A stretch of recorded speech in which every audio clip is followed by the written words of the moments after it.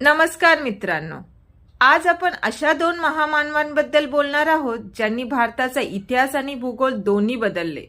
एकीकडे 16व्या शतकात तलवार चालवून रयतेचे स्वराज्य स्थापन करणारे छत्रपती शिवाजी महाराज, तर दुसरीकडे 20व्या शतकात लेखणीच्या जोरावर शोषितांना न्याय मिळवून देणारे डॉक्टर बाबासाहेब आंबेडकर। या दोघांच्या काळात 300 वर्षाचं अंतर होतं, पण त्यांच्या विचारात एक अटूट नातं होतं। आजच्या व्हिडिओमध्ये आपण पाहणार आहोत की बाबासाहेबांच्या नजरेत शिवाजी महाराज नक्की होते तरी कोण।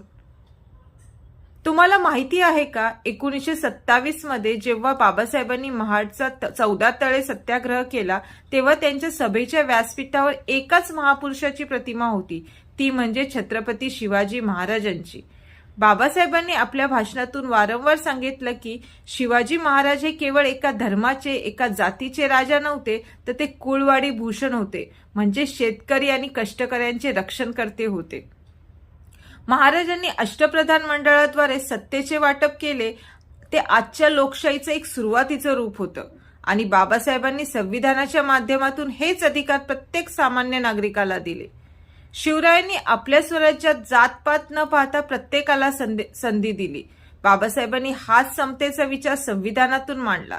शिवरायांनी तलवार चालवून रयतेचं रक्षण केलं, तर बाबासाहेबांनी कायद्याचं कवच देऊन रयतेला सन्मान दिला। स्त्री सन्मान या दोन्ही महापुरुषांच्या कार्याचा पाया होता। महाराजांनी शत्रूच्या स्त्रीला सुद्धा मातेचा दर्जा दिला, तर बाबासाहेबांनी हिंदू कोड बिल या माध्यमातून महिलांना संपत्तीचा आणि शिक्षणाचा अधिकार दिला। दोघेही स्त्रियांच्या अस्मितेसाठी लढणारे योद्धे होते। थोडक्यात सांगायचं तर शिवाजी महाराज हे बाबासाहेबांचे प्रेरणास्थान होते।